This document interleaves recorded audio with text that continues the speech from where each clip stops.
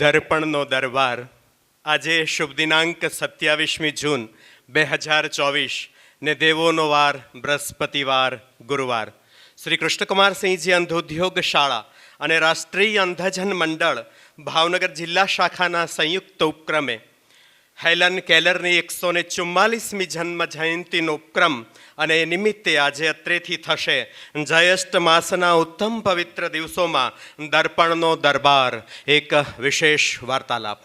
ગત વર્ષે હેલન કેલરની 143મી જન્મ જયંતિના ઉપલક્ષમાં અષાઢી માહોલમાં જગતના તાતની થતી પાક વાવેતરની પ્રક્રિયાની જેમ શુભ મેઘરાજાની સવારીના ભરપૂર દિવસોમાં અનોખું વાવેતર થયેલ વિચારોની વાવણીના સ્વરૂપમાં 27મી જૂન 1880માં જન્મેલા અને જેમની જન્મ જયંતિ આજે સમગ્ર વિશ્વ અને ખાસ કરીને સમગ્ર પ્રજ્ઞાચક્ષુ પરિવારો સહર્ષ ઉજવી રહ્યા છે તેવા સુજ્ઞ શ્રી હેલન કેલર અને તેમની જ 144મી જન્મ જયંતિ નિમિત્તે તેમના જન્મસ્થાન અમેરિકાથી આશરે 12 કલાકના સમય તફાવત જેટલા જોજનો દૂર તેમના જન્મસ્થાનથી ભારત વર્ષના ગુર્જરગીરા અને ગુજરાત રાજ્યનું ભાવસભર ભાવેણું સાહિત્ય સંસ્કૃતિ અને કલાનગરીની ઓળખ ધરાવતા મહારાજા સાહેબ શ્રી પુણ્યશાળી મહારાજા સાહેબ શ્રી કૃષ્ણકુમારસિંહજીનું નામ જેમની સાથે જોડાયેલું છે તેવી હેલન કેલરે આશરે 125 કરતાં વધુ વર્ષો પહેલાં પ્રજ્ઞાચક્ષુઓ માટે જોયેલા સ્વપ્નને સિદ્ધ અને સાકાર કરતી સંસ્થા એટલે શ્રી કૃષ્ણકુમારસિંહજી અંધ ઉદ્યોગ શાળા અને આ શાળા અને આ સંસ્થા એટલે પ્રજ્ઞાવાન પ્રજ્ઞાચક્ષુઓ માટે આભભણી ઉડાન માટે પગ નહીં અપિતુ પાંખો પૂરી પાડવાનો મનોરથ કરતી એક વિશિષ્ટ સંસ્થા. અંધજનો પ્રજ્ઞાવાન પ્રજ્ઞાચક્ષુના જીવનમાં પડકારોનો સામનો કરી તેમનામાં કૌવત અને કૌશલ્ય દાખવવું એટલે જાણે તોફાનો અને આંધીઓમાં દીવો પ્રગટાવવો. શાંત હો આકાશ તોડે પતંગો બેશુમાર શૂન્ય કિંતુ આંધીઓમાં પણ ચગે એ જિંદગી એ નિમિત્તે આજે શ્રી કૃષ્ણકુમારસિંહજી અંધ ઉદ્યોગ શાળા અને રાષ્ટ્રીય અંધજન મંડળ ભાવનગર જિલ્લા શાખાના સંયુક્ત ઉપક્રમે હેલન કેલરની 144મી જન્મ જયંતિનો ઉપક્રમ અને નિમિત્તે યોજાયેલ એક વિશિષ્ટ વાર્તાલાપ કાર્યક્રમ એટલે આજનો આ દર્પણનો દરબાર વિશિષ્ટ વાર્તાલાપ. છેલ્લા 10 કરતાં વધુ વર્ષોથી ચાલતો એક અવિરત અને અવિરલ ક્રમ, એક મહાઝંઝાવાત, એક પડકારોનો સામનો કરી મેળવેલા સામર્થ્યોનું પૂર્ણ પ્રેરણાબળ એટલે આજનો આ વિશિષ્ટ કાર્યક્રમ. દર વર્ષે 27મી જૂનના રોજ હેલન કેલરની જન્મજયંતિના ઉપલક્ષમાં ચાલતો એક ઉપક્રમ અને એક એ રીતે સ્થપાતો પોતાનાનો એક વિક્રમ. પોતાના જીવનના સંઘર્ષો અને અનુભવોના વલોણામાંથી નિપજાવેલ નવનીતને પ્રજ્ઞાચક્ષુઓ જ નહીં અપિતુ સર્વજનો સુધી પહોંચાડી તમામના જીવનને વિચારવંત અને સંગીતમય મધુર બનાવવાનો આ એક છે સ્તુત્ય પ્રયાસ. દર્પણનો દરબાર એ વાર્તાલાપનું શીર્ષક એ માત્ર અનુપ્રાસ અલંકારની કરામત માત્ર નથી, પરંતુ આ વરસાદી આદ્રાના નક્ષત્રના માહોલમાં નાનકડી દીકરીઓ ગૌરી વ્રતથી શરૂ કરી જયા પાર્વતીને એ વ્રત જીવ્રત અને છેક દિવાસોના વ્રત સુધી બહેનો દ્વારા કરવામાં આવતા વ્રતોમાં અને એ વ્રતોમાં થતું શૃંગારનું અતિ મહત્વ.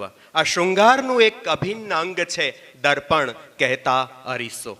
દર્પણમાં પ્રતિબિંબ નિહાળી તૈયાર થવું એ મનુષ્યની એક બહિર્યાત્રાનું પ્રતીક છે, પણ અહીં યોજાયેલ દર્પણનો દરબાર વાર્તાલાપ એ તો અંતરયાત્રા કરવા અને સ્વયંને અંતર્મળથી નિહાળવાનો એક પ્રયાસ છે. મનુષ્યના જીવન કવનને કર્મરૂપી દર્પણમાં નિહાળી પોતાની જીવનયાત્રા સુપંથે અગ્રસર કરે તેવો નમ્ર અને કર્મઠ પ્રયાસભર પણ છે. જેમણે પ્રજ્ઞાચક્ષુના જીવનમાં સામર્થ્ય અને સાર્થક્ય લાવવા માટે પોતાનું સમગ્ર જીવન અર્પણ કરી દીધું છે, જેઓ પ્રજ્ઞાચક્ષુઓ માટે બોધ ધરી અને જીવન પાથેય મેળવવા માટે એક જીવંત કાર્યશાળા સમા વ્યક્તિ છે, જેઓ હેલન એડમ્સ કેલરની જન્મજયંતિની માત્ર વાતો કરીને નહીં પરંતુ હજારો પ્રજ્ઞાચક્ષુઓના જીવનમાં સ્વયં હેલન કેલર બનીને તેમના જીવનમાંથી અંધારા ઉલેચી અને અજવાળા પાથરવાનો દિવસ રાત કર્મશીલ પ્રયાસ પ્રયાસ કરતા રહે છે તેવા શ્રી કૃષ્ણકુમારસિંહજી અંધ ઉદ્યોગ શાળા અને રાષ્ટ્રીય અંધજન મંડળ ભાવનગર જિલ્લા શાખાના જનરલ સેક્રેટરી શ્રી લાભુભાઈ સોનાણી સાહેબ આજ આપણને આજના દિન વિશેષે પોતાની વાણીથી ઉપકૃત કરશે. હું માનનીય શ્રી લાભુભાઈ સોનાણી સાહેબને ગત વર્ષે કરેલ વિચારોના વાવેતર વાર્તાલાપની આગળની કડી એવો આજનો દર્પણનો દરબાર વાર્તાલાપ રજૂ કરવા માટે આદર સહિત આગ્રહભેર નમ્ર નિવેદન કરું છું. માનનીય શ્રી લાભુભાઈ સોનાણી સાહેબ, આપ સૌની જોરદાર તાળીઓ સાથે. मैं कफस में भी किसी रोज खामोश न रहा, मैं कफस में भी किसी रोज खामोश न रहा, कश्मकश में भी तबीयत का वही जोश रहा. माननीय सोनाणी साहेब, ફરી એકવાર જોરદાર તાળીઓ સાથે. નમસ્કાર. માન્ય શ્રી મારા સાથી કાર્યકર અને આ સંસ્થાના માનદ મંત્રી શ્રી મહેશભાઈ પાઠક, સહમંત્રી શ્રી રાકસિયા સાહેબ, અમારા ટ્રેઝરર પંકજભાઈ, મારા ખાસ સ્નેહી મિત્ર એવા અને પીએનઆર સોસાયટીના માનદ મંત્રી શ્રી કિરીટભાઈ, આમંત્રિત મહાનુભાવો, શાળાના કર્મવીરો, વિદ્યાર્થી ભાઈઓ અને બહેનો, ચિરાગભાઈએ જે રીતે અહીંયા પૂર્વ ભૂમિકા બાંધી છે એ પ્રમાણે દર્પણનો દરબાર વિષય પર આજે આપણે વાત કરવાના છીએ. સૌથી પહેલા આજે 27મી તારીખ, અને 27મી તારીખ એટલે હેલન કેલરનો જન્મદિવસ. આવા વ્યક્તિઓ જે છે ને એ હંમેશા પૂર્ણ અંકને સ્પર્શે એ રીતે જન્મ ધારણ કરતા હોય છે. 2 ને 7 તમે સરવાળો કરો એટલે 9 થશે. આ 9 અંક જે છે એનાથી કોઈ બીજો મોટો અંક નથી, પૂર્ણ અંક છે એ. ભગવાન રામચંદ્રનો જન્મ પણ 9મના દિવસે થયો, તો એ અંક 9 થાય. જેવી રીતે શ્રી કૃષ્ણની વાત આપણે કરીએ છીએ, પૂર્ણ પુરુષોત્તમ એને કહેવામાં આવે, તો એમનો જન્મ 8મ છે, પણ રાતના 12 એટલે 9મની શરૂઆત થઈ ગઈ, એટલે ત્યાં પણ પૂર્ણ અંક થાય છે. આવા ઘણા ઉદાહરણ તમને હું આપી શકું. આપણે મહાત્મા લુઈ બ્રેલની વાત કરીએ તો એનો 1809માં એટલે સીધો 9 અંક આવી જાય છે. અને આમ પણ 1800નો તમે 8 ને 1 સરવાળો કરો તો પણ 9 અંક થાય. અને આજે જન્મ જયંતિ છે 144મી, 8 4 દુ 8 ને 1 9, એ પણ 9નો અંક થાય છે. એટલે કેટલો આજનો દિવસ યોગાનુયોગ રીતે જોડાય છે એનું આ તાદર્શ ઉદાહરણ છે. હેલન કેલર વિશે અહીંયા બાળકો બેઠા છે એટલે બહુ ખાસ એ લોકોને ખબર નહીં હોય. થોડી એની વાત કરું તો 1880માં આજના દિવસે અમેરિકામાં એમનો જન્મ થયો. 5 વર્ષ સુધીની એમની સામાન્ય વ્યક્તિની જેવી જિંદગી હતી, પરંતુ અચાનક તાવના કારણે આંચકી આવી અને આંખો તો ગુમાવી, પણ કાનની શક્તિ પણ ગુમાવી. જોઈ ન શકે, સાંભળી ન શકે. આવી વ્યક્તિ જીવન જીવવામાં પણ મુશ્કેલી અનુભવતી હોય ત્યારે જે સામાન્ય વ્યક્તિ કામ ન કરી શકે એવા ક્ષેત્રોમાં હેલન કેલરે પોતાની પ્રતિભા બતાવી. ખાસ કરીને મને એમની વાત એ સ્પર્શી ગઈ કે દ્રશ્યને લગતા જે એણે પુસ્તકો લખ્યા છે, વર્ણન કર્યું છે, એમાં મેઘધનુષની વાત હોય, બાગ બગીચાઓની વાત હોય, કુદરતી દ્રશ્યોની વાત હોય, એમાં જેમની પાસે સંપૂર્ણ દ્રષ્ટિ છે એ લોકો પણ ન કરી શકે એવા વર્ણનો એના પુસ્તકમાં જોવા મળે છે. કોઈ પણ વ્યક્તિને મુલાકાત એની થાય એટલે એમની પ્રતિભા કેવી છે એના વિશે એ પુસ્તકમાં ખૂબ ટૂંકમાં કહેવાનું કહો તો ટૂંકમાં લખી શકે અને વિશેષ એના વિશે વર્ણન કરવાનું કહેવામાં આવે તો પણ એ વિવરણ કરી શકે. આવી એક પ્રતિભા હતી. એ બહુમુખી પ્રતિભા જેની જોડ અત્યારે મળવી મુશ્કેલ છે. તો આપણે બાળકો એમાંથી પ્રેરણા એ લેવાની છે કે એમની પાસે તો શ્રવણ શક્તિ પણ નહોતી, તેમ છતાંય એમણે જ્ઞાનની પ્રાપ્તિ સુલેવાનના માર્ગદર્શન નીચે મેળવી અને એ રીતે સુલેવાને હેલન કેલરને શિક્ષણ આપ્યું. શરૂઆત પાણીનો ગ્લાસ હાથમાં આપવામાં આવ્યો અને એ રીતે એને સ્પર્શ કરાવ્યો અને સ્પર્શ કરાવતા કરાવતા એક એક વસ્તુનું શિક્ષણ આપ્યું અને ત્યાં સુધી યાત્રા પૂછી મેં તમને આગળ જે કહ્યું એવી રીતે હેલન કેલરની પ્રતિભા વિસ્તરી. આ બહુ પ્રાથમિક વાત છે, પણ આજે આપણે હેલન કેલર વિશે બહુ વિગતમાં જવું નથી. આપણે એમના જીવનમાંથી પ્રેરણા લેવાની છે. આવા સંઘર્ષમય જીવનો એ લોકો એટલા માટે જીવતા હોય છે કે એની પછીની પેઢી જે છે એમાંથી પ્રેરિત થઈને નાના મોટા સંઘર્ષો સામે ટકી શકે અને એમાંથી રસ્તો કાઢીને આગળ વધી શકે. મને સરસ મજાની પંક્તિ સૂઝે છે. ઢાળમાં પણ ઉતરવાનું થાય છે એટલે જ થોડું ઘણું ઉભાય છે. ઢાળમાં પણ ઉતરવાનું થાય છે એટલે થોડું ઘણું ઉભાય છે. ઘા બધા છે મોંઘા પડ્યા હતા. ઘા જે બધા મોંઘા પડ્યા હતા એ સાવ સસ્તામાં રૂજાય છે. ઘા જે બધા મોંઘા પડ્યા હતા એ સાવ સસ્તામાં રૂજાય છે. મિત્રો, આઈના સામે ધરું છું આઈનો. આઈના સામે ધરું છું આઈનો. આઈનાને આઈનો જ દેખાય છે.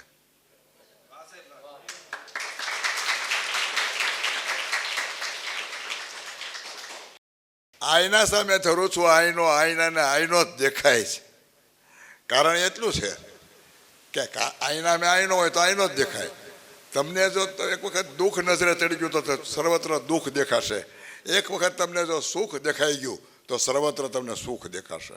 આમાંથી પ્રેરણા આપણે એ લેવાની છે. સાબદા રાખ્યા હતા બધા સંબંધો, ખપ પડે ત્યારે જ ખોડંગાય છે. બધાને એની ખૂબ વ્યવહાર સારો રાખ્યો હોય પણ જેવી આપણે મુશ્કેલી આવે કોઈ ઊભું ન રહે. સાબદા રાખ્યા હતા બધા સંબંધો, ખપ પડે એ જ ખોડંગાય છે. શ્વાસને પણ શ્વાસની પરવાર નથી. શ્વાસને પણ શ્વાસની પરવાર નથી એટલે જ જીવ થોડો ગભરાય છે.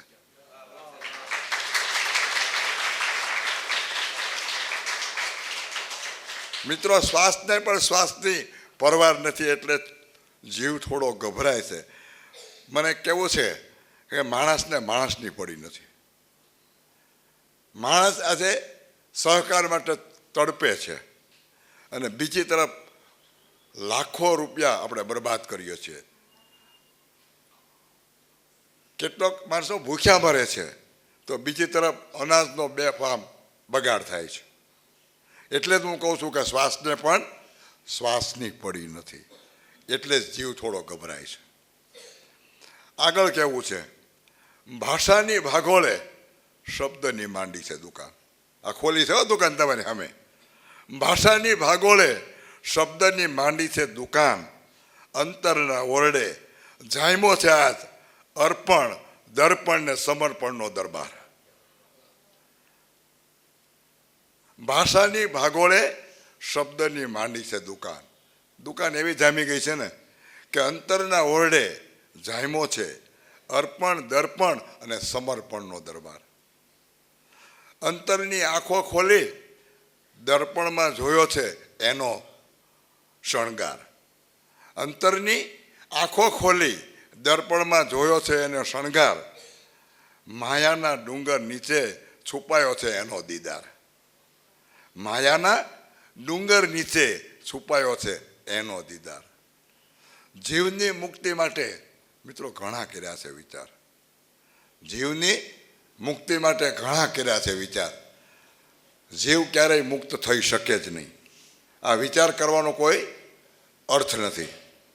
એટલા માટે કે આજે મને ગીતાનો અધ્યાય 10 યાદ આવે છે, વિભૂતિ યોગ. એમાં ભગવાન શ્રી કૃષ્ણ કહે છે, મન, બુદ્ધિ, ચિત્ત અને અહંકાર આ સંસારનું મૂળ છે. વિભૂતિ યોગમાં ભગવાન શ્રી કૃષ્ણ અર્જુનને કહે છે, મન, બુદ્ધિ, ચિત્ત અને અહંકાર આ સંસારનું છે ને એ આખું મૂળ છે, એમાં જ આખો સંસાર ટકેલો છે. ભગવાન આગળ કહે છે, મારી ઈચ્છા અને માયાથી આ જગતનો ઉદ્ભવ થયો છે અને મારી ઈચ્છાથી તેનું વિસર્જન થશે. ભગવાન કહે છે, વૃક્ષમાં પીપળો, જળમાં સમુદ્ર, મનુષ્યમાં રાજા હું છું. લાખો લોકો વહેમમાં ને વહેમમાં મરી ગયા, હું બધું કરું છું, હું કરું. એ નથી, ભગવાનની કૃપા છે એટલે તું રાજા થયો છો કે સિંહાસન પર બેઠો છો. કોઈ વ્યક્તિનું કાંઈ કારણ નથી, બધું જ ભગવાનની ઈચ્છાથી થાય છે. હું આ બોલી રહ્યો છું તમારી સામે, એ પણ ભગવાનની ઈચ્છાથી શક્ય છે. બાકી હું મારું વાક્ય પણ પૂરું ન કરી શકું. ભગવાન આગળ કહે છે, દરેકનો અંતરાત્મા પણ હું છું. સમગ્ર સૃષ્ટિનું આધાર બિંદુ હું છું, તેનું અસ્તિત્વ પણ હું છું અને વિનાશનું કારણ પણ હું છું. કોઈ એમ કે પૂર આવ્યું અને વિનાશ થઈ ગયો. પૂર આવવાનું કારણ શું? ભગવાનની ઈચ્છા. એના વગર પાંદડું પણ હલતું નથી. પ્રાણી અને વનસ્પતિ બધામાં ઈશ્વર છે. પ્રાણી, વનસ્પતિ તેમજ જીવજંતુની ચેતના પણ હું છું.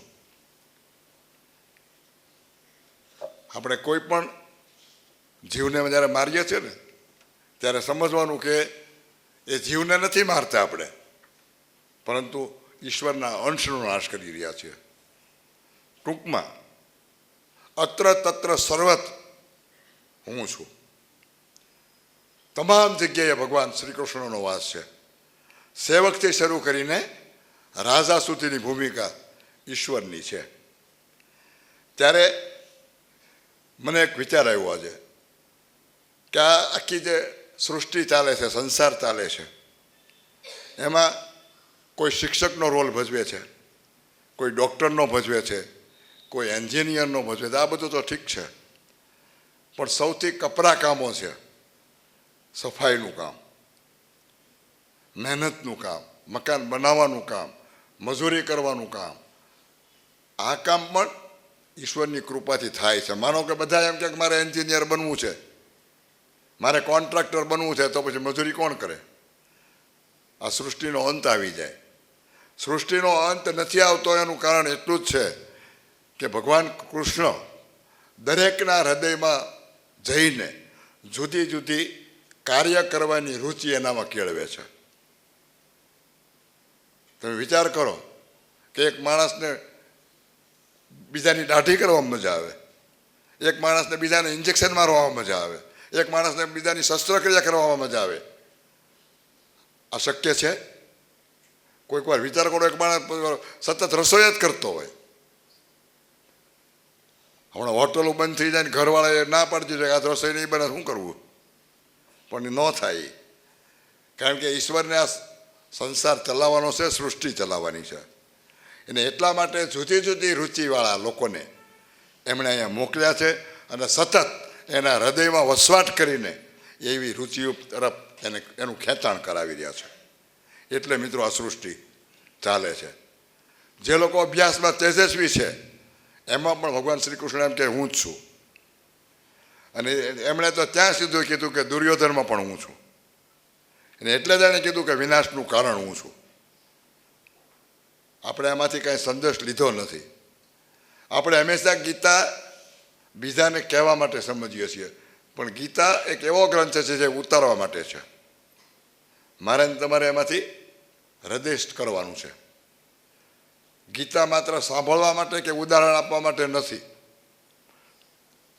અર્જુને ગીતા ઉતારી એટલે કુરુક્ષેત્રના મેદાનમાં એ વિજય થઈ શક્યો. જ્યાં સુધી એને ગીતાનું જ્ઞાન નહોતું ત્યાં સુધી યુદ્ધમાં ઉભેલા લોકો એને સગા સંબંધીઓ દેખાતા હતા. જેવું શ્રી કૃષ્ણ ભગવાને ગીતાનું જ્ઞાન આપ્યું અને એમણે ગાંડીવ ધનુષ્ય હાથમાં લીધું અને એણે યુદ્ધ કર્યું અને વિજય થયો. આ વિજય ક્યારે થયો? એ જ્યારે એને ગીતાનું જ્ઞાન થયું. મને તમને જ્યારે ગીતાનું જ્ઞાન થાય ત્યારે આ સંસારરૂપી યુદ્ધમાં આપણે વિજય થઈ શકીએ. આપણે પણ બધા એક પ્રકારનો સંઘર્ષ કરીએ છીએ, યુદ્ધ લડીએ છીએ. જુદી જુદી પરિસ્થિતિ સામે આપણે લડવાનું આવે છે. તો આ બધી સ્થિતિઓનો સામનો કરવા માટે જીવન ક્રિકેટની અંદર આપણે રમવું પડે. સંસારરૂપી મેદાનમાં જીવન ક્રિકેટ સતત રમવાની છે. અને એમાં આપણે જોઈએ છીએ કે સ્કોર જો ઝડપથી નોંધાવવો હોય તો શું મારવું પડે? સિક્સર. સિક્સર મારવી પડે ને બાળકો? ક્રિકેટ રમો છો બધા? તો ક્રિકેટમાં સૌથી વધારે સ્કોર સિક્સરમાં થઈ શકે. તો આપણે આજે એક સિક્સર લગાડવાની છે. તો એ 6 મુદ્દાઓ જે છે એની હું જીવન ક્રિકેટના 6 મુદ્દાઓ વિશેની છણાવટ હવે આપની સમક્ષ કરું છું. પ્રથમ છે સ્વીકાર. પત્ની ઓફિસના બોસ ની દરેક વાત, માતા પિતાની શિખામણ, આપણી ભૂલ, પ્રતિસ્પર્ધકની કુશળતા અને એમણે મેળવેલી સિદ્ધિનો સ્વીકાર કરવો જોઈએ. યાદ રહ્યું? કેટલી વસ્તુનો સ્વીકાર કરવાનો છે? પત્ની. બધા તમને તો હજી બધાને ખબર ન હોય, પણ મારી સામે 2-4 મિત્રો છે, અમારા રાકેશ સાહેબ, ભાટક સાહેબ, એ બધા એમાંથી પસાર થયા એટલે ખબર હોય બધી. પત્નીની દરેક વાત ખોટી હોય તો એમ બને ત્યાં સુધી સ્વીકાર લેવામાં ફાયદો, સંઘર્ષ ન થાય. પછી ધીમે ધીમે એને સમજાવાય. એક મારી જેવો બહુ હઠીલો વ્યક્તિ હતો. એ કે હું તો પત્નીનું માનું જ નહીં, હું કહું એમાં મારું ઘરમાં હાલે. ભાયડાના ભડાકા તમે જોયા છે કે? બાયડીનું શું હાલે આપણા ઘરમાં? એવો અહંકાર. તો ગામના શ્રેષ્ઠીઓએ નક્કી કર્યું કે આ ભાઈ ભડાકા કરે છે એમ બીજા કરતા હશે, લાવો ને આપણે બધાને માપી લઈએ. એક સરસ મજાનો કાર્યક્રમ ગોઠવવામાં આવ્યો અને કાર્યક્રમમાં આવું એક સરસ મજાનું મંચ બનાવ્યું. મંચમાં 2 સાઈડ, એક બાજુ આ ગિરિભાઈ બેઠા હતા અને બીજી સાઈડ એમ ખાલી છે ને એમ 2 સાઈડ હતી. એક બાજુ સફરજનના કોથળા ભરીને મૂક્યા અને બીજી બાજુ 3 ઘોડા બાંધ્યા. એક કાબરો ઘોડો હતો, એક સફેદ હતો અને બીજો ટપકાવાળો ઘોડો હતો. એમાં 3 ઘોડા હતા. પછી જાહેરાત કરવામાં આવી કે જે પત્નીના કહ્યા પ્રમાણે જે કરતા હોય એમણે સફરજનના કોથળામાંથી એક સફરજન લઈને નીકળી જવાનું અને જે પોતાની રીતે નિર્ણયો લેતા હોય, પત્નીનું માનતા ન હોય, એમણે ઘોડો છોડી લેવાનો. ગામના લોકો એક પછી એક આવતા હતા. સફરજનના કોથળા ખાલી થવા મળ્યા. છેલ્લે મારી જેવો એક વધ્યો, એણે ઘોડો ઉપાડ્યો અને ઘોડા પર બેઠો. પછી તે તબડાટી બોલાવી કે આપણે ગામમાં એક જ જીત્યા. જોયું કે ભાયડાના ભડાકા આપણે કહીએ એમ જ હાલે. એના પત્ની બહુ સુશીલ હતા. એણે કીધું, વાહ, તમે જીત્યા, મને આનંદ છે, પણ તમે આવો કાળો કાબરો ઘોડો લાવ્યા, તમારો સરસ મજાનો વ્હાઈટ ડ્રેસ, તમે પોતે ધોળા, આવો ઘોડો લેવાય? લે, ત્યાં ક્યાં તાણ છે, લે બીજો લઈ આવવું. કે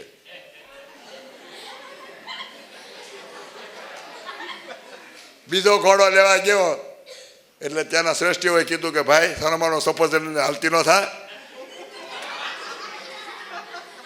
તું ઘોડાને લાયક નથી, તું એ જ લાઈનનો માણસ છો, ખોટા.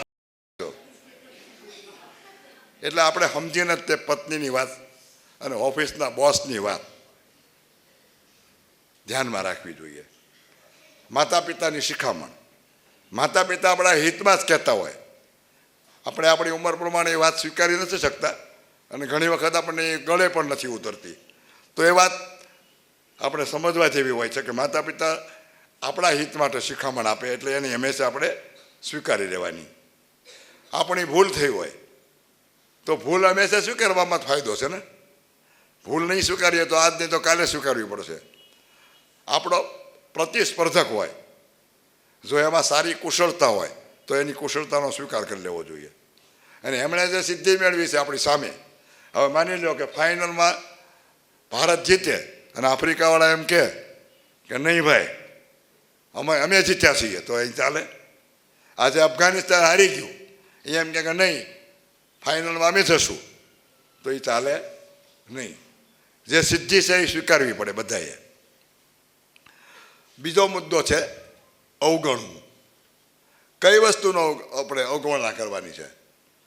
બરાબર ધ્યાન આપજો.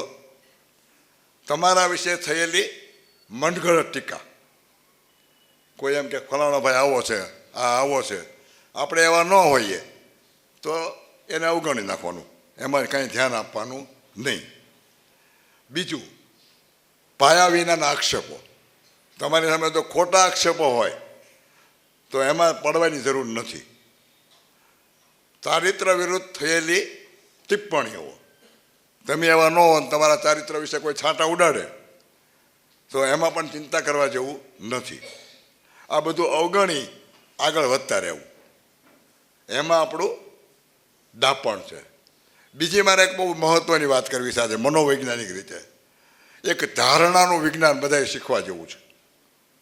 આ ધારણાનું વિજ્ઞાન એવું છે કે જો તમે સારું વિચારશો તો સારી બાબતો તમારી આજુબાજુ આવશે, અને જો તમે ખોટું વિચારશો તો હંમેશા તમારી પડતી થાય એવી વસ્તુઓ તમારી પાસે આવશે.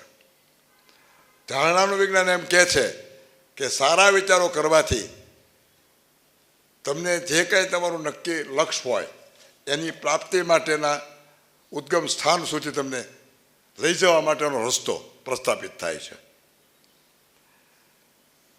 એક અર્થમાં તમારે માની લો કે તમારે શિક્ષક બનવું છે તો તમે મનોચિત્રણ કરો કે હું શિક્ષક છું, હું વિદ્યાર્થીઓને ભણાવી રહ્યો છું, મારી સામે વિદ્યાર્થીઓ ભણી રહ્યા છે અને મારાથી પ્રભાવિત થઈને બધા મને મળવા આવે છે, બધા મને માન આપે છે અને મારી નોંધ લઈને મને શ્રેષ્ઠ શિક્ષકનો એવોર્ડ મળી ગયો.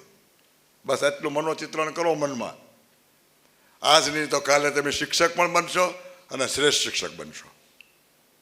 આ હું નથી કહેતો, અમેરિકાની યુનિવર્સિટીએ આના પર પ્રયોગો કર્યા છે અને જે લોકોએ આવા મનોસંકલ્પો કરીને પોતાના જીવન પ્રદેશની અંદર આગળ વધવાનો પ્રયાસ કર્યો છે એમને આવા પરિણામો પણ મળ્યા છે.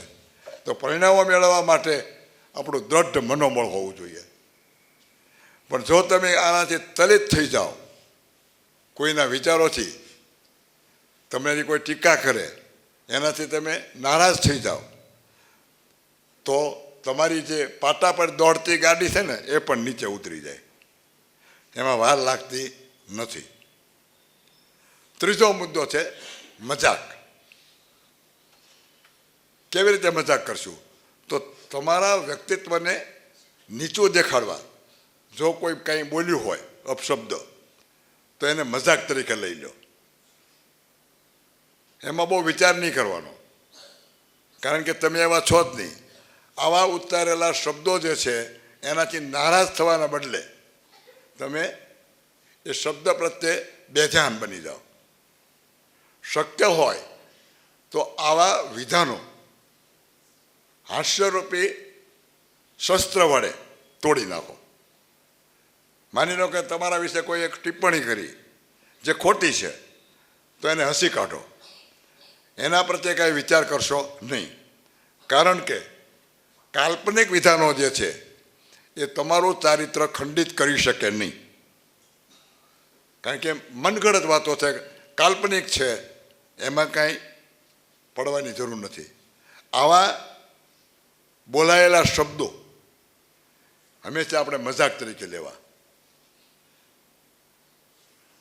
મજાક તરીકેનો તમારો જે પ્રતિકાર છે એ ચારિત્રને વધુ ઊંચાઈ આપશે. આવા જે ટીકાકાર વ્યક્તિઓ જે છે એના દ્વારા જે આવા શબ્દો બોલાય છે એ વિદ્વાન લોકોના ચારિત્રને ધોઈ નાખે છે અને વધારે પ્રકાશિત બનાવી દે છે, એને ચળકાટ આપે છે. એટલે આમાં કાંઈ બહુ ચિંતા કરવા જેવું નથી.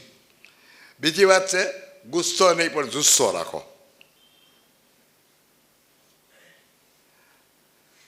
તમારા કાર્યક્ષેત્રમાં સફળ થવા માટે પહેલાં તો નિષ્ઠાપૂર્વક કાર્ય કરો. ત્યાર પછી તમને જો કોઈ એમાં અપમાનિત કરતું હોય તો સહન કરી લો અને આગળ વધતા રહ્યો. સમય આવે તમારા વિરોધીઓને પરિણામ દેખાડીને પરાસ્ત કરી દો. એ લોકો આજ નહીં તો કાલે થાકી જવાના છે. તમારે માત્ર લક્ષ્ય આગળ વધવાનું હોવું જોઈએ, તમારા કાર્યક્ષેત્રમાં કામ કરવાનું હોવું જોઈએ. પાંચમો બહુ મહત્વનો મુદ્દો છે, તમારી યોજનાઓને જો કોઈ નિષ્ફળ કરવા માંગતું હોય, પ્રયત્નશીલ હોય, તો આવા લોકો સામે નારાજ થવું નહીં. નહીંતર એ લોકો વધારે આવો પ્રયત્ન કરશે. એના બદલે એના પ્રત્યે તમે ખુશી વ્યક્ત કરો. આવા લોકો અમે જ્યારે તમને એ તોડી પાડવાનો પ્રયત્ન કરે ત્યારે તમારે રાજી થવાનું. એટલે એ લોકો પોતે જ નારાજ થઈ જશે અને વિરોધીઓ ભાગી જશે. મેદાન છોડીને એને જવું પડશે. મિત્રો, આ બધી મહત્વની વાતો છે. હવે છેલ્લો સિક્સર બાઉન્ડ્રી સુધી પહોંચે છે આપણો બોલ. છઠ્ઠો મુદ્દો, સમાજને તમારી શક્તિના પુરાવા આપવા નહીં. તમારામાં કેટલી શક્તિ છે ને એ સમાજને બહુ પુરાવા આપવાની જરૂર નથી. કારણ કે આપણું જીવન છે ને ક્ષણભંગુર છે. પુરાવા આપવામાં જીવન ખતમ થઈ જાય. ગંગા સતીએ એક સરસ ભજનમાં વાત કરી છે, વીજળીના ચમકારે મોતીડા પોરવી લ્યો પાનબાઈ, અચાનક અંધારા થશે. હવે આપણને આ બહુ સમજાતું નથી કે વીજળીના ચમકારે મોતી પોરવવું કેવી રીતે. આપણું જીવન છે ને એ ક્ષણભંગુર છે, એક ક્ષણનું જીવન છે. એ ક્યારે પૂરું થઈ જશે એની ખબર નહીં પડે.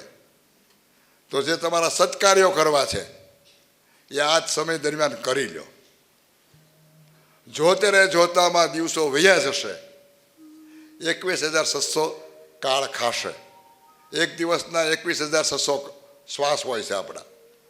એ ખાતા રહેશે અને દિવસો વહ્યા જશે. એની આપણને ખબર રહેશે નહીં. ગંગા સતી તો એમ કહે છે કે મનરે મેલીને તમે આવો મેદાનમાં. આ બધી વસ્તુમાંથી આવ્યા વગર તમે તમારું મેદાનમાં આવવું પડશે તમારે, અને એવી રીતે તમારે જીતવું પડશે. તમારી જીત જે છે ને એ ત્યારે થશે કે તમે કોઈથી ચલિત નહીં થાવ. બહુ સરસ વાત ગંગા સતીએ કરી છે. ગંગા સતીએ તો એમ કીધું છે કે જ્યાં કોઈ ભેદ નથી એવો મારો ગુરુજીનો દેશ છે, એ હું તમને દેખાડું. જ્યાં માયાનો ફંદ પણ નથી, એ કયો દેશ? તો એ ઈશ્વરનો દેશ છે. અને આપણે કાંઈ સ્વર્ગમાં જવાની જરૂર નથી, પણ હૃદયરૂપી સ્વર્ગની અંદર જે મલિન વિચારો છે એને ઉખાડી ફેંકો, પછી તમને બધું જ સારું જ દેખાશે. ખરાબ લોકો જે છે, ખોટા લોકો જે છે, એમાં પણ તમને સારા વિચારો દેખાશે. આપણે જોયું છે કે તોરલે જેસલની કાયા કલ્પી નાખી, વિચારો બદલી નાખ્યા, અને એક લૂંટારો હતો એમાંથી એને પીર બનાવી દીધો. આ ક્યારે થઈ શકે? જ્યારે આપણે મલિન વિચારોમાંથી બહાર આવી જઈએ. આ ગંગા સતીની જ્યારે વાત ચાલે છે તો આપણને બહુ ઓછા લોકોને ખબર છે કે ગંગા સતી જેસરનું એક રાજપરા ગામ છે, જ્યાં જન્મ લીધો એમણે, અને એમનું સાસરું હતું સમઢિયાળા. સમઢિયાળામાં કહરસંગની સાથે એમના લગ્ન થયા હતા. એમણે કહરસંગને પણ ભગત બનાવી દીધા. એકવાર કહરસંગ બહુ મોટા ભગત થઈ ગયા પછી રસ્તા પર જઈ રહ્યા હતા, અને એ વખતે રસ્તા પરથી કેટલાક લોકો મરી ગયેલી ગાય લઈને પસાર થાય છે. આવા લોકોને જોઈને ગામના ચોરે જે નવરા લોકો બેઠા હોય એ કહરસંગને એક મેણું મારે છે, અને પેલા લોકોને ઉદ્દેશીને કહે છે કે જ આ મરી ગયેલી ગાય ત્યાં તમે રસ્તા પર છોડી દો. આ આપણા ગામના ભગત છે ને, કહરસંગ ભગત, એ એની ભક્તિના પ્રતાપે ગાયને જીવતી કરી દેશે. તમે જુઓ તો ખરા, બહુ મોટા ભગત છે. એને મેણું માર્યું આવું, અને એ મેણું માર્યું એટલે કહરસંગને લાગી આવ્યું કે મારી ભક્તિને ચેલેન્જ. અને એમણે અંજલિ છાંટી અને ગાયને એણે જીવતી કરી આપી. આ ચમત્કાર જોઈને બધા લોકો દંગ રહી ગયા, વાહ વાહ કરવા મળ્યા. વાહ, ભગતની શક્તિ એટલે કહેવી પડે. આ બાજુ ગંગા સતીના કાને આવાજ ગયો. એમણે કહરસંગ ભગતને કહ્યું, તમારો આ અહંકાર છે. ભક્તિના પારખા કરવા માટે કોઈ ગમે તેવું બોલે, પણ આપણે ચલિત થવું જોઈએ નહીં. આપણે આવા પરચા પૂરવાની જરૂર નથી. પોતાના અહંકારને પોષવા ઈશ્વરને આમ દોડાવાય નહીં. પોતાને એક સારો ભગત છે એ દેખાડવા માટે એણે ગાયને જીવતી કરી, તો આ યોગ્ય નથી. આ ગંગા સતી કહી શકે, બીજું કોઈ સ્ત્રી ન કહી શકે. બીજી તો સ્ત્રી એમ કે વાહ, મારો ઘરવાળો જોયો ને કેવા પરચા પૂરે છે, પણ એને કીધું કે આ વસ્તુ ન કરાય. કહરસંગ ભગતને પણ લાગી આવ્યું. પોતાના અહંકારને ઓગાળવા માટે એમણે કઠોર નિર્ણય લીધો, સમાધિ લેવાનો નિર્ણય લઈ લીધો. અને આવા નિર્ણયથી ગંગા સતી પ્રભાવિત થઈને બોલી ઉઠ્યા.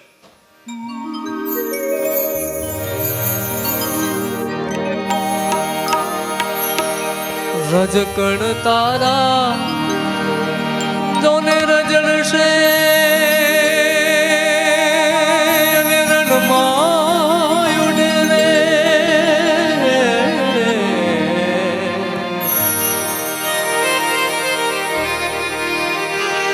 હજી છે બાજે તારા હાથમાં,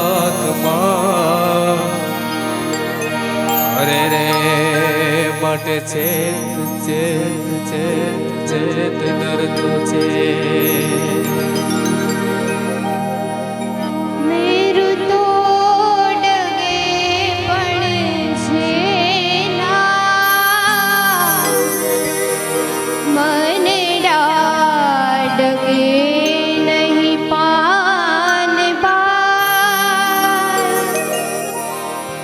ભાંગી પડે રે બ્રહ્મા.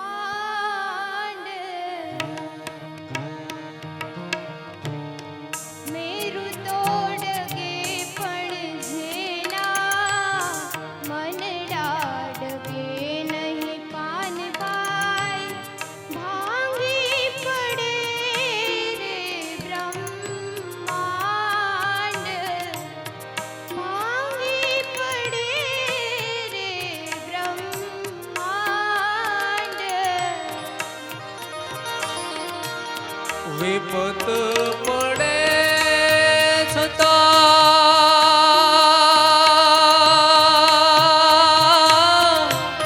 વણસે નહીં દોરી. વિપત પડે છતાં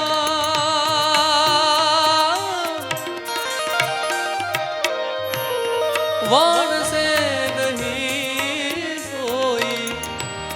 હરિજન ના પર પાડ રે. હરિજન ના પર પાડ રે.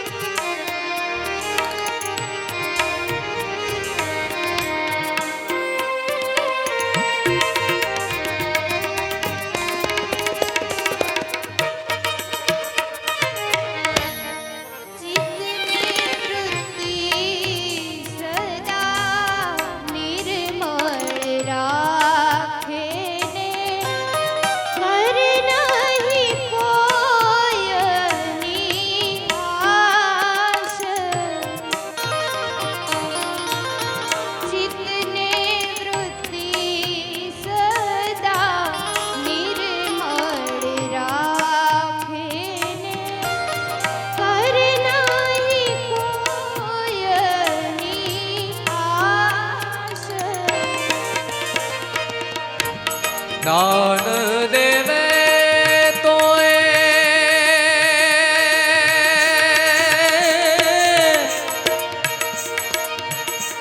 રેવે જાતી દાન દેવે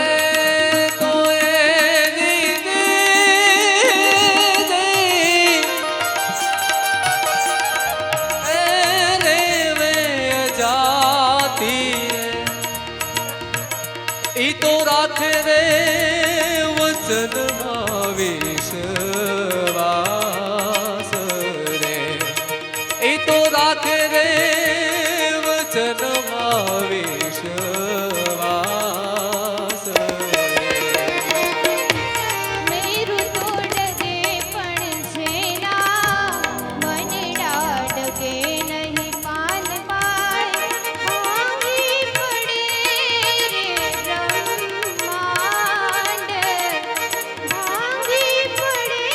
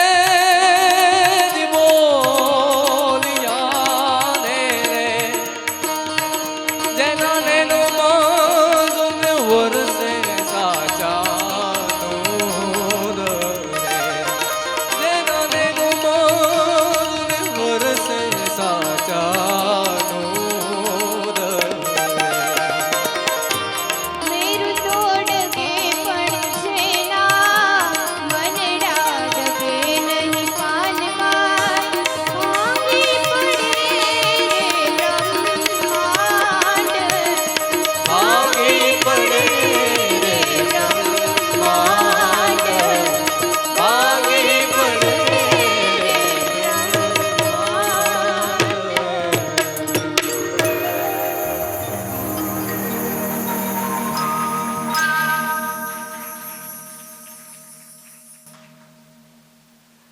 આપણા કાર્યક્રમમાં માન્ય શ્રી વિનોદભાઈ જોશી આવ્યા છે, એમને તાળીઓથી આપણે આવકારીએ.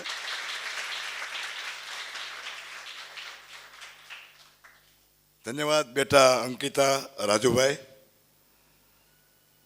ગંગા સતીના આ ભજનના શબ્દો સાથે મારે શિક્ષણના મુદ્દાની વાત હતી તો બીજી એક શિક્ષર મારવાની છે, પણ આ વખતે નોબોલ સાથેની શિક્ષર છે. નોબોલમાં એક નોબોલ ન હોય ને 6 શિક્ષણ ના હોય, એટલે 7 મુદ્દાઓ લેવાના છે આપણે. 7 મુદ્દાઓ બહુ અગત્યના છે. અત્યાર સુધી આપણે આધ્યાત્મિક વાતો કરી, કારણ કે આ તો દર્પણનો દરબાર છે. દર્પણમાં બધું નજરે પડે, કપાળની તિલકી પડે અને પહેરેલો પહેરવેશ પણ પડે. દર્પણ તમે જુઓ તો એમાં હાથી સમાઈ જાય અને કીડી સમાઈ જાય. દર્પણની તાકાત બહુ મોટી છે. તો માત્ર એમાં આધ્યાત્મિક જ નહીં, પણ થોડીક મનોવૈજ્ઞાનિક વાતો પણ આપણે કરવી છે. મગજનું મિની વેકેશન. કદાચ તમે લોકોએ વેકેશન માણ્યું છે એટલે તમને એમ હશે કે વેકેશનની વાત થવાની છે, પણ આ જરા જુદું વેકેશન છે. Brain fog. ખાસ કરીને અમારી જેવા લોકોને વધારે એનો અનુભવ થાય. નાની નાની વસ્તુ ભૂલી જઈએ, હાથમાં હોય પણ બીજે કંઈક શોધતા હોય. આવું હવે નાના બાળકોમાં પણ જોવા મળે છે. ઉંમરના કારણે આવું થાય એ સહજ છે, પરંતુ કુંબળી વયા થાય તો એના પર વિચારવા જેવું છે. તો એના કારણો છે ખોટી આદત, એન્ટીબાયોટિક દવાઓ, પૌષ્ટિક આહારનો અભાવ, અપૂરતી ઊંઘ. મોટા ભાગે રાત્રે યંગેસ્ટ લોકો સૂતા નથી. મોડી રાત સુધી મોબાઈલમાં હોય, ટીવીમાં હોય, મિત્રો સાથે હોય. મોટાભાગની રાત પૂરી થાય પછી એ લોકો પથારીમાં જાય. તો આવી બધી આદતોના કારણે આપણે આવા રોગોને આમંત્રણ આપીએ છીએ. બ્રેન ફોગ આમ તો બોલચાલની ભાષાનો શબ્દ છે, એમાંથી ઉતરી આવેલો શબ્દ છે. આ કોઈ મેડિકલ ટર્મિનોલોજી નથી, પણ સરળ શબ્દોમાં કહું તો આ ચિંતાનો સરળ પ્રકાર છે. બીજા શબ્દોમાં મગજની ધુમ્મસ પણ કહી શકાય. આપણે બધા શિયાળામાં ધુમ્મસ વિશે બહુ સાંભળીએ, ખાસ કરીને દિલ્હીમાં એનો અનુભવ વધારે થાય. 1 મીટરનું પણ દ્રશ્ય જોઈ શકાય નહીં એવી પરિસ્થિતિ થાય. તો મગજમાં મેં તમને કહ્યું એમ આપણી સામે પડેલી વસ્તુ છે ને, એ પણ આપણને યાદ ન આવે. ઘણા લોકોને તો દેખાય તો પણ ખબર ન પડે કે સામે તો છે. ધુમ્મસ છે ને, એ જોવા નથી દેતી. તો કેટલાક આવા કારણોસર આપણે આવી સમસ્યાઓનો ભોગ બનીએ છીએ. કયા કારણો છે એની પણ આપણે આજે ક્રમશઃ ચર્ચા કરવી છે. સૌથી પહેલું કારણ છે તણાવ, ટેન્શન. આજકાલ લોકો ખૂબ દોડધામમાં હોય અને જેના કારણે કારણ વગરની ચિંતાઓની અનુભૂતિ કરતા હોય. કેટલીક વસ્તુ આપણા હાથમાં જ ન હોય એની પણ આપણે ચિંતા કરતા હોઈએ છીએ. તો કારણ વિનાની ચિંતા જે છે એ વ્યક્તિને આવી બીમારી તરફ દોરી જાય છે. બીજું કારણ છે હરી થિકનેસ, એટલે ઉતાવળ. દરેક બાબતમાં ઘણા લોકોને ઉતાવળ કરવાની ટેવ હોય. લગ્ન ફંક્શનમાં જવાનું હોય તો બહુ ઝડપથી તૈયાર થાય. ખાસ કરીને બહેનોને તૈયાર થતાં વાર લાગે ને બહારથી ઓલો ભાઈ રાડું પાડતો હોય એને તો પેન્ટ શર્ટ પહેરવાનું, બીજું કાંઈ કરવાનું હોય નહીં. આ બધી બહેનોને દર્પણની સામે ઊભા રહીને ઘણું બધું કરવાનું હોય અને તોય તે ખામી રહી જાય. બહાર નીકળે તો કે ફલાણું ભૂલી ગઈ. મેં એવું ઘણી વાર સાંભળ્યું છે.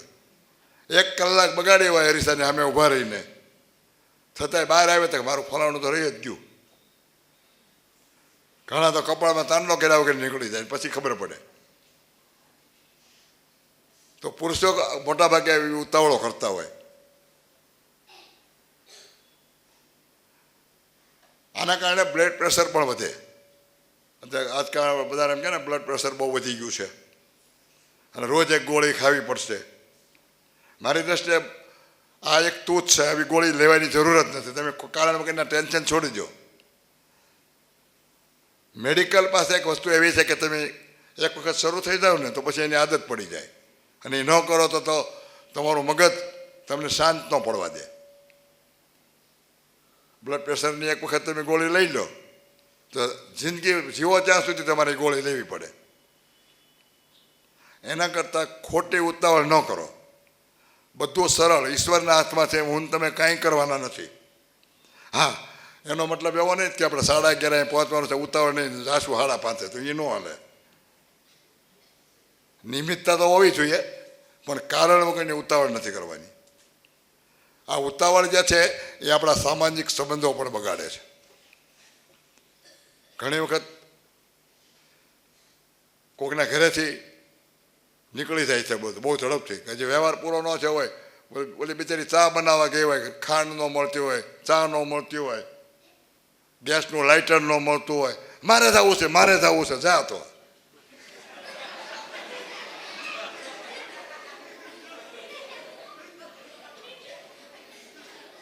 તો આવા કારણોસર પણ સામાજિક સંબંધો બગડે છે.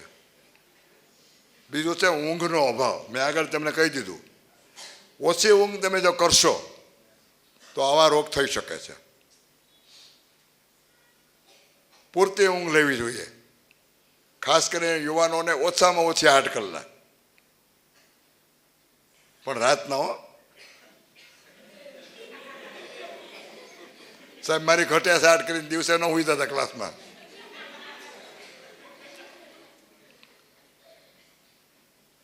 ચોથું કારણ છે હોર્મોન ફેરફાર, જે આપણા હાથમાં નથી. વય પ્રમાણે થાય. દાખલા તરીકે મારા 58 થયા તો હોર્મોન ફેરફાર થાય ને હું ભૂલી જાઉં, મગજની બીમારી લાગુ પડે તો એ પડે. જે છે એમાં રહેવાનું હોય. એના માટે પછી ખોટી દવાઓ લઈને સંતોષ અનુભવવા કરતાં એ સ્વીકારી લેવાનું, જે થયું છે એ થવાનું જ છે. 5મું કારણ છે ખોટી આહાર શૈલી. આજકાલ જેમાંથી કાંઈ ન મળે એવું બધું બહુ ખાય છે, ફાસ્ટ ફૂડ. તો એ પછી પરિણામ આપણને આવું જ આપે. એમાં તમે તેજસ્વી યાદશક્તિવાળી વ્યક્તિનું નિર્માણ થાય એવું ક્યારેય તમે વિચારી શકો નહીં. મોટાભાગના મા બાપ એમ કહે કે એટલા ટકા તો આવવા જ જોઈએ. ખોરાકના કોઈ ઠેકાણા ન હોય. આપણે બધા એમ કહે કે બદામ ખાય તો યાદશક્તિ વધે. એવું નથી. યાદશક્તિ માટે એનો મહાવરો પણ કેળવવો પડે, પણ પૌષ્ટિક તો આહાર લેવો પડે. કારણ કે મગજને પૂરતા તત્વો ન મળે તો ગમે એટલી મહેનત કરો પરિણામ નહીં મળે. એટલે ખોટી આહાર શૈલીમાંથી હંમેશા આપણે દૂર રહેવું. છઠ્ઠું છે દવાની આડઅસરો. આજકાલ માણસને શરદી થાય ને તો મેડિકલમાંથી દવા લઈ આવે અને આ ગળી. મારી દ્રષ્ટિએ આવી દવાઓ લેવાય નહીં. ઓછામાં ઓછી દવા લેવી જોઈએ. થોડોક દુખાવો થાય તો પેનકિલર લઈ લે બધા. આ બધી વસ્તુઓ જે છે એની આડઅસર થવાની પૂરી સંભાવનાઓ છે. અને આજકાલ એક સંશોધન થઈ રહ્યું છે કે મેડિકલની જે દવાઓ જે છે એની હવે અસર ઓછી થઈ ગઈ. એટલે તમને વધારે પાવરની દવાઓ આપવી પડે છે. દિવસે દિવસે એલોપેથિક જે દવાઓ છે એનો પાવર વધારવો પડે છે, કારણ કે આપણા બધાના શરીર ટેવાઈ ગયા છે. તમારા શરીરમાં એવી તાકાત છે કોઈ પણ પ્રકારની દવા લીધા વગર એ કોઈ પણ રોગના દૂર કરી શકે. શરીરમાંથી એવા હોર્મોન્સ ઊભા થાય. પણ એના માટેના સારા વિચારો કેળવવા પડશે. પહેલાં તો વિશ્વાસ રાખવો પડશે, સારો ખોરાક લેવો પડશે. આ બધા ફાસ્ટ પરિણામો મેળવવા માટે આપણે બધા એલોપેથી દવા લઈએ છીએ. વર્ષો પહેલાં આયુર્વેદિક દવાઓ લેવાતી હતી. આયુર્વેદિક દવાઓ બીજું કાંઈ નથી, એક પ્રકારનું જે શરીરમાં ખૂટતું તત્વ છે એ ઉમેરે છે. શરીરના દરેક રસાયણો છે એવા કે કોઈ પણ રોગ સમય લડી શકે છે.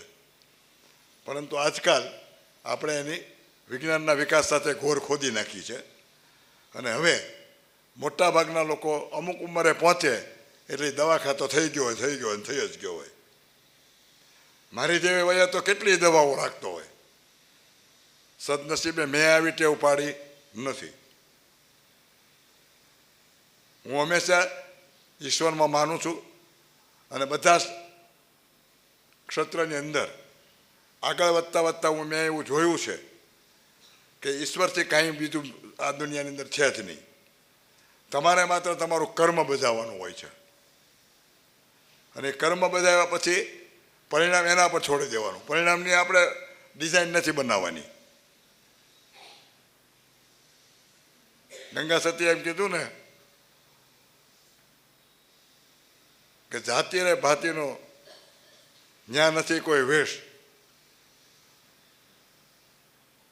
હું તમને આગળ યુક્તિ બતાવી દઉં કે બીબે પાડી દઉં બીજી ભાત. સ્ત્રી અને પુરુષની જાતિ બતાવી દીધી અને પછી એના જેવું એક બાળક જેમ થાય છે એમ આધ્યાત્મિક બાબતની અંદર ગંગા સતી કહેવા માગે છે કે તમે આમાં શ્રદ્ધા રાખશો ને તો હું તમને એનું પરિણામ તમે જેવું ઈચ્છો છો એવું હું આપી દે, એવી હું તમને ડિઝાઇન કરી આપીશ. એમાં માત્ર તમારું કાર્યક્ષેત્ર નથી, તમારું શરીરની બોડી પણ આવી જાય છે. જે મગજની ધુમ્મસ જે છે એ તો એક ઉદાહરણ છે. દુનિયાના જેટલા રોગો છે એ બધા રોગો પર કાબુ આપણે આ થિયરી દ્વારા મેળવી શકીએ છીએ. સાતમું અને છેલ્લું કારણ છે નોબલવાળું માનસિક થાક. આજકાલ માણસ માનસિક રીતે થાકી ગયો છે. એટલા બધા મોરચા પર લડવાનું હોય. ઓફિસમાં જાય તો એના બોસ સાથે, ઘરે જાય તો પત્ની સાથે, થોડોક આગળ જાય તો બાળકો સાથે. કેટલી અપેક્ષાઓ લઈને તમારી સામે લોકો બેઠા છે. બહાર નીકળે તો મિત્ર કે કોડા તું તો દેખાતો જ નથી, ક્યાં ગયો તો, ક્યાં જવું ને ક્યાં ન જવું. થોડાક દિવસ જો ન આપણને જોયા હોય તો ગમે એવા સંબોધનથી આપણને બોલાવે. લોકો બોલાવે ને, ખાસ નજીકના મિત્રો હોય અને પાછા કહે કે અમે તો પ્રેમથી તને બોલાવીએ છીએ. તો એના કારણે આપણે બધા ટેન્શન અનુભવીએ છીએ ને. મેં આગળ તમને કીધું એમ મગજનું મિની વેકેશનની અનુભૂતિ એ કે બીજી રીતે આપણે કરીએ છીએ. હવે આનો ઉપાય છે એ પણ મારે તમને આપવો પડે. જો બ્રેન ફોગ જે છે એ કોઈ મેડિકલ કારણોસર ન હોય તો માનસિક સ્વસ્થતા, પૂરતી ઊંઘ અને આહારમાં સુધારો કરવાથી થઈ શકે. બ્રેન ફોગ સંપૂર્ણ રીતે મટી શકે છે.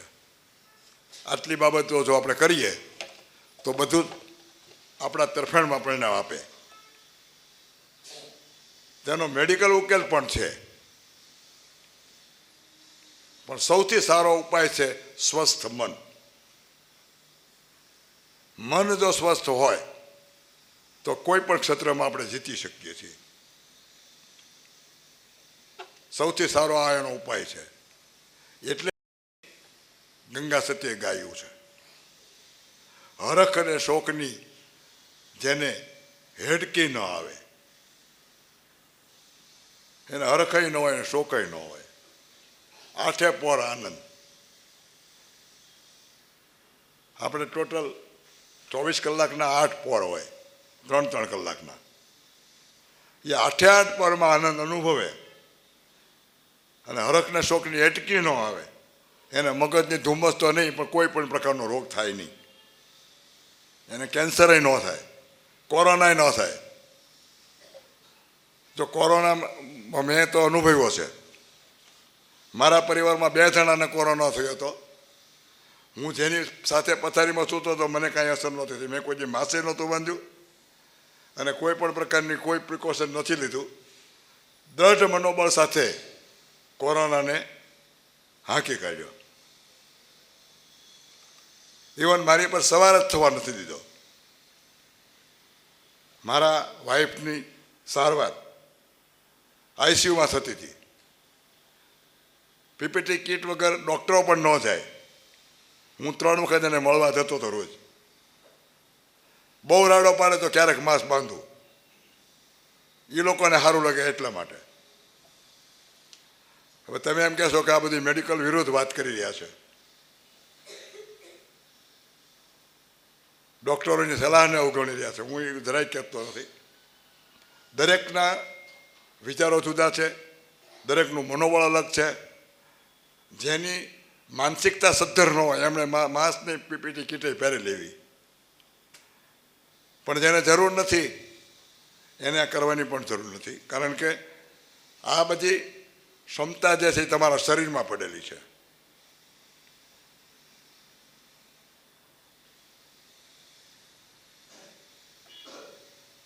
તો આ બહુ મહત્વના મુદ્દાઓ વિશે મેં તમને વાત કરી. ખાસ કરીને નોબલ સાથે આપણો સ્કોર જે છે એ આગળ વધી ગયો છે. હવે જીત તરફ પહોંચી ગયા છીએ આપણે. જે હેલન કેલર વિશે આપણે વાત કરવાની છે, વાત કરી રહ્યા છીએ. એને મારે આજે શ્રદ્ધાંજલિ રૂપે એક નાનકડી કવિતા, વિનોદભાઈ બેઠા છે. ઓ દૈવી આત્મા લુઈ હેલન, હો દૈવી આત્મા લુઈ હેલનનું નામ ધારણ કરનારા, તમે છો આકાશના તમકતા તારા. હો દૈવી આત્મા લુઈ હેલનનું નામ ધારણ કરનારા, તમે છો આકાશના તારા. ઓલાયા અંધારા ને તમક્યા લાખો સિતારા. ઓલાયા અંધારા ને તમક્યા લાખો સિતારા. 7 સમુદ્ર તરી ખોળ્યા તમે કિનારા. ઓ 7 સમુદ્ર તરી ખોળ્યા તમે, 7 સમુદ્રના કિનારા હો દૈવી આત્મા લુઈ હેલનનું નામ ધારણ કરનારા, લુઈ હેલનનું નામ ધારણ કરનારા. નમસ્કાર, વંદન. વિશેષ જોરદાર તાળીઓ વાંચીશ કવિશ્રી ડૉક્ટર વિનોદભાઈ જોશી સાહેબ માટે. આપ સૌને નમસ્કાર. હું તો સાંભળવા શીખવા આવ્યો છું. લાભુભાઈ જ્યારે બોલતા હતા ત્યારે એમની પ્રતીતિઓ કહેતા હતા. સામાન્ય રીતે એવું હોય છે કે વાંચેલું બોલાતું હોય, પણ લાભુભાઈ જ્યારે બોલતા હોય ત્યારે એ અનુભવ સિદ્ધ શબ્દો હોય એવું લાગે અને કારણે એ વિશ્વસનીય બને. મને બહુ જ આનંદ થયો કે આ સુંદર પ્રસંગે હું હાજર રહી શક્યો. હેલન કેલરની 144મી જન્મજયંતિ આજે. 3 મહિના પહેલાં હું અમેરિકા હતો. અલાબામા સ્ટેટમાં કાવ્ય પઠન નિમિત્તે મારે જવાનું બનેલું અને ત્યારે ટેનેસી અને અલાબામા એ બંને સ્ટેટની સરહદ પર ફ્લોરેન્સ આવેલું છે અને ત્યાં હેલન કેલરના જન્મસ્થાન એનું મ્યુઝિયમ એ જોવાની મને તક મળી. મને સૌથી મોટું આશ્ચર્ય એ થયું કે વિદેશમાં હેલન કેલર આપણા દેશના કવિવર રવિન્દ્રનાથ ટાગોર સાથે હોય એવો એક ફોટોગ્રાફ પણ હતો. હું બહુ રોમાંચિત થયો એ વાતે. લાભુભાઈએ એમના વક્તવ્યના પ્રારંભમાં જે પાણીના ટીપાની વોટરની વાત કરી, હેલન કેલરનું જે આ સ્મૃતિ મંદિર છે ત્યાં એ ડંકી પણ છે. એની આસપાસ આ આખી વાત પણ લખેલી છે કે જેના આધારે એને એવી પ્રેરણા થઈ કે આમાં આગળ વધી શકાય એમ છે. અસંખ્ય ચિત્રો, અસંખ્ય ફોટોગ્રાફ્સ અને એ દેશના નાગરિકોની એક જવાબદારી પણ મેં જોઈ કે પોતાના દેશની એક એવી વિભૂતિ કે જેણે વિશ્વ સમગ્ર પર પ્રભાવ પાડ્યો હોય એની સ્મૃતિને આપણે કેવી રીતે સાચવી શકીએ, કેવી રીતે એનું જતન કરી શકીએ. એક સુંદર ઉદ્યાન રચ્યો છે ત્યાં અને એમાં હેલન કેલરની એ પોતે ક્યાં બેસીને જમતા હતા, ક્યાં બેસીને સંગીત સાંભળતા હતા, ક્યાં બેસીને ખુલ્લું આકાશ જોતા હતા. આ બધા દૃશ્યો હેલન કેલર વિશેની થોડીક પ્રાથમિક માહિતીને આધારે હું મારા ચિત્તમાં અંકિત કરી શક્યો અને એ મારા માટે અવિસ્મરણીય એવો અનુભવ બની રહ્યો. આજે યોગાનુયોગ આ એક પ્રસંગ છે ત્યારે મને એનું સ્મરણ થાય છે. હજી હમણાં જ હું એ જોઈને આવ્યો છું એટલે એની મને વિશેષ પ્રતીતિ થાય છે. લાભુભાઈ એમના વક્તવ્યમાં જે વાત કરી, બહુ જ સીધી સાદી રીતે એમણે જીવનના અપૂર્વ એવા મૂલ્યોની સ્થાપના કરી આપી. ભગવદ્ ગીતાના આશ્રયે એમણે શ્રી કૃષ્ણ બોધ એમાં આવતો હું એ કેટલો અહંકાર રહિત છે અને કેવી રીતે આપણો પથદર્શક છે એની બહુ જ મુદ્દાસર વિશ્લેષણાત્મક રીતે વાત કરી. મને તો લાભુભાઈ એવું થયું કે તમારે આવા વ્યાખ્યાનો માત્ર અહીં નહીં પણ નગરમાં પણ અને અન્યત્ર પણ કરવા જોઈએ. અને તમે આ વાત કરો એ વધુ અધિકૃત એટલા માટે બને કારણ કે એ તમારી પ્રતીતિઓ છે, તમારું કન્વિક્શન છે. અહીં સુંદર રીતે જે રચનાઓ ગવાઈ અને એમાં હરખને શોકની આવે નહીં હેડકી એમ કહીને ગંગા સતીએ જે મૂલ્યની સ્થાપના કરી અને આઠે પ્રહર આનંદનો જે મહિમા કર્યો, એવો મહિમા એ અંતે એમણે જે સ્વસ્થ મનનો સંદર્ભ આપીને એક ધજા ચડાવી, આખી વાતને એમણે બહુ જ સરસ રીતે બાંધી આપી. મને તો સ્વીકાર શબ્દ સૌથી વિશેષ ગમ્યો છે. ગઈકાલે હું મોરારી બાપુ સાથે હતો અને ત્યારે 2 શબ્દો ચર્ચાતા હતા, એક સ્વીકાર અને એક સમાધાન. આપણે મોટે ભાગે આપણા વ્યવહાર જગતમાં સમાધાનથી ચાલતા હોઈએ છીએ. આપણને કંઈક ન મળે તો સમાધાન કરી લઈએ કે કંઈ નહીં પછી મળશે. વાત એ હતી કે સમાધાન કરતાં સ્વીકાર એ ઉચ્ચ ભૂમિકાએ છે. જ્યારે આપણે કંઈક સમાધાન કરીએ છીએ ત્યારે એમાં કશીક ગુમાવવાની લાગણી છે, કશુંક જતું રહ્યું એવી એમાં ઊંડે ઊંડે છાપ છે. એટલે સમાધાન નહીં પણ સ્વીકાર કે આમ જ હોય, આ છે જ, આ જ રીતે છે. પૃથ્વી પર દરેક માણસને ઈશ્વરે અલગ બનાવ્યા છે, યુનિક બનાવ્યા છે. દરેકની જે ક્ષમતાઓ છે એ અલગ અલગ છે. લાભુભાઈ, હું મારા પત્નીને ઘણીવાર કહેતો હોઉં છું, એ જ્યારે એમ કહે કે આ આમ ન હોવું જોઈએ, તેમ ન હોવું જોઈએ, ત્યારે હું એમ કહું કે જો તમારી ઈચ્છા પ્રમાણે જ આ બધું જગત ચાલવાનું હોત તો તમે એક જ હોત, બીજું કોઈ હોત જ નહીં.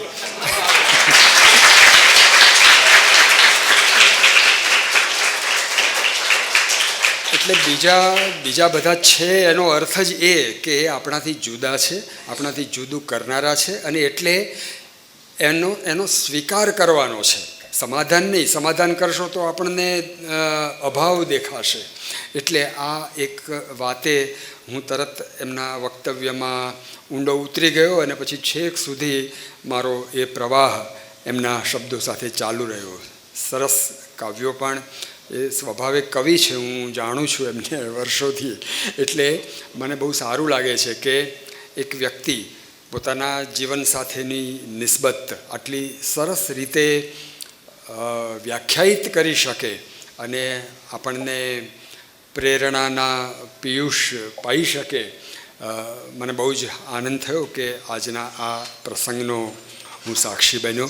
અહીંથી જે રચનાઓ ગવાઈ એ પણ મનને પ્રસન્ન કરનારી રહી. જે નિસ્બતથી અહીં ગંગા સતીના શબ્દો વ્યક્ત થતા હતા, આપણા રૂંવાડા બેઠા થઈ જાય કે આ આખો મનનો જે મંડપ છે એમાં દરેક ખૂણે જાણે શબ્દે શબ્દે દીવા થતા હોય અને એના પ્રકાશમાં આપણે બંધ આંખે પણ બધું જોવા લાગતા હોઈએ એવી પ્રતીતિ થાય. સૌને ખૂબ ખૂબ ધન્યવાદ. ખૂબ ખૂબ આભાર કવિ શ્રી ડૉક્ટર વિનોદભાઈ જોશી સાહેબ. આપે આ દર્પણના દરબાર વિશેષ વાર્તાલાપને જાણે એક સરસ મજાનો શાબ્દિક શૃંગાર રજૂ કરી દીધો. અને આપ તો અમારા સૌના મનગમતા કવિ તું મીંઢળ જેવો, કઠણને હું નમણી નાળા છડી, તું શિલાલેખનો અક્ષરને હું જળની વારા ખડી. એકદમ સરસ રીતે સાહેબનું કૌવત અને કૌશલ્ય છે અને એ શબ્દો ઉપરની એમનું એ ખરેખર કસબ છે. શૈલેન્દ્રની સાહેબની જે રચના છે એની નિજતામાંથી બહાર આવવું મુશ્કેલ છે. સાહેબને વંદન સાથે એકવાર ફરીવાર જોરદાર તાળીઓના નાદથી સાહેબના દર્પણના દરબાર એક વિશેષ વાર્તાલાપ વક્તવ્યને વધાવીએ. આપણી વચ્ચે સાહેબે ઉલ્લેખ કર્યો એમ મુલાયમ મોરપીંછના કવિ વિનોદભાઈ જોશી સ્વયં ઉપસ્થિત છે. આપીને તમે પીંછું આપો, સજન પાંખો આપો તો અમે આવીએ. એક ગમતીલું વ્યક્તિત્વ અને આજનો આ વિશેષ વાર્તાલાપ. એક લેખિકા, એક દિવ્યાંગોના હક માટે લડતા વકીલ, એક રાજકીય કાર્યકર્તા અને એક લેક્ચરર જેવું બહુશ્રુત વ્યક્તિત્વ ધરાવતા હેલન કેલરની 144મી જન્મ જયંતિ એને સાર્થક કરવાનો આનાથી વિશેષ કયો આયાસ હોઈ શકે. આજે માનની શ્રી સોનાણી સાહેબના આ એક બહુ આયામી એવા વિશેષ વાર્તાલાપ દર્પણનો દરબાર સાંભળીને થયું કે બસ આ વાર્તાલાપ ચાલ્યા જ કરે. તેનાથી અમ સૌ ભાવકો અને અમને સૌને મળતું જીવન પથ દર્શન મેળવી અને અમો ધન્ય થતા રહીએ. અને પાછા સુંદર વિદ્વત્તા સભર અને અર્થપૂર્ણ વાર્તાલાપની વચ્ચે એક સાનંદ આશ્ચર્ય જેવું મધુર માર્મિક ગીત. પદ કહેતા મેરુ રે ડગે પણ છેના મનના ડગે રે પાનબાઈ. ખરેખર ઈશ્વરની અપાર અનુકંપા અને અસીમ કરુણા જ તો છે કે આપણી વચ્ચે શ્વાસ થઈ અને હૃદયના ધબકાર બનીને વહી રહ્યો છે આપણી સૌમાં. એમાં અંધ ઉદ્યોગ શાળાનું આ સંગીતમય સુંદર કલાવૃંદનો સાથ હોય અને તેમના સારથી એવા શ્રી અંકિતાબેન ચૌહાણ અને ભાઈ શ્રી રાજેશભાઈ ઠાકોરનો મધુર સ્વર હોય એટલે ઈશની અનુકંપા ન અનુભવાય તો જ નવાય. વિચારોની વિશાળતા તો અનેકવાર વાંચી સાંભળી અનુભવી હોય, પરંતુ આ રીતે દર્પણનો દરબાર અંતરયાત્રા કરીને ભીતર ઝાંખવાની એક સંપૂર્ણ વૈજ્ઞાનિક પ્રક્રિયાની પહેલીવાર કોઈ વાર્તાલાપના સ્વરૂપમાં અનુભવવા મળી. જાણે આજના વાર્તાલાપના સ્વરૂપમાં તેને સાંભળનાર અને માણનાર સૌને દર્પણનો દરબાર વિશેષ વાર્તાલાપ દ્વારા એક સાયન્ટિફિક ફોર્મ્યુલા મળી ગઈ હોય તેવું સૌએ અનુભવ્યું હશે. આજે સાહેબે ખૂબ સરસ રીતે આપણી વચ્ચે આ દર્પણનો દરબાર એના અનેક પર્ત ખોલ્યા. સાહેબની એક વિશેષ શૈલી રહી છે એ બાળકોને અને જે ખાસ કરીને તેમનું જે ટાર્ગેટ ઓડિયન્સ છે તેને સમજાય તે રીતે, ખાસ કરીને ક્રિકેટની ભાષામાં, જે જીવનની પીચ પર ખેલાતું ક્રિકેટ, અને ક્રિકેટની સાહેબે આજે બેવડી સિક્સર અને ખાસ લાભ લીધો નો બોલનો પણ. જે સૌથી પહેલી સિક્સર ફટકારી સાહેબ એમાં સ્વીકાર, અવગણવું, મજાક, ગુસ્સો નહીં પરંતુ જુસ્સો, યોજના નિષ્ફળ કરનાર સામે નારાજ ન થવો અને સમાજને શક્તિના વારંવાર પુરાવા ન આપવા જેવી સૌથી પહેલી એ સિક્સર સ્ટેડિયમની બહાર. અને પછીની જે સિક્સર છે નો બોલ સાથે સાહેબે જે ખાસ કરીને બ્રેઇન ફોગ, જે ચિંતાનો એક સરળ પ્રકાર કહી શકાય, મગજની મનની ધુમ્મસ કહી શકાય, તેના જે કારણો છે તેમાં તણાવ, ટેન્શન, ખોટી ઉતાવળ, અપૂરતી ઊંઘ, હોર્મોન્સના ફેરફારો, ખોટી અથવા તો બિનજરૂરી આહાર શૈલી, દવાની આડઅસરો અને ખાસ કરીને માનસિક થાક. અને આ બધામાંથી બહાર આવવાનો એક સરસ મજાનો કિમિયો એટલે સ્વસ્થ મન. સ્વસ્થ મન એ એકમાત્ર એવો કિમિયો છે, સાચો એક રસ્તો છે, સાચો ઉપાય છે કે જેનાથી એ ગંગા સતી એના પદમાં કીધું એમ એ 8 પ્રહર આનંદના વિતાવી શકાય. અને છેલ્લે સરસ મજાનું એ મહાત્મા લુઈ અને હેલન એડમ્સ કેલરને અર્પણ કરનારું, ઓ દૈવી આત્મા, લુઈ હેલનનું નામ ધારણ કરનારા, તમે છો આકાશના તારા, ઓલાયા અંધારા અને ચમક્યા લાખો સિતારા. ઓ દેવી આત્મા, ખરેખર આજનો આ વિશેષ વાર્તાલાપ આપ સૌ અને આપણે સૌ માટે એક ખરેખર અંતરયાત્રામાં ઝાંખવાનું એક નિમિત્ત પૂરું પાડતો ઉપક્રમ જેવો બની રહ્યો. હું યાદ કરીશ સુરેન્દ્ર કડિયા કવિશ્રીને, શક્ય હો તો સૂક્ષ્મ નહીતર સ્થૂળ હોવું જોઈએ, આપણી ભીતર નદીનું મૂળ હોવું જોઈએ. આજના વિશિષ્ટ વાર્તાલાપ કાર્યક્રમ માત્ર રૂબરૂ ઉપસ્થિત રહી અને એથી વધુ પોતાનો અમૂલ્ય સમય આપી અને સોશિયલ મીડિયાના માધ્યમથી Shri Labhubhai T Sonani YouTube channel દ્વારા જોડાઈ અને અમોને પ્રેરક બળ પૂરું પાડવા બદલ આ સંસ્થા અને સમગ્ર પરિવાર વતી વિનમ્ર ભાવે અમે આભારી છીએ. શ્રી લાભુભાઈ ટી સોનાણી યુટ્યુબ ચેનલને બહોળી સંખ્યામાં લાઇક, શેર અને સબસ્ક્રાઈબ કરી પ્રજ્ઞાચક્ષુ અને તેમની માટે ચાલતી અનેકવિધ પ્રવૃત્તિઓને પ્રોત્સાહન પૂરું પાડવાની હાર્દિક અપીલ સાથે ફરી મળીશું. આપ સૌના આભાર સાથે શુભમ ભવતુ.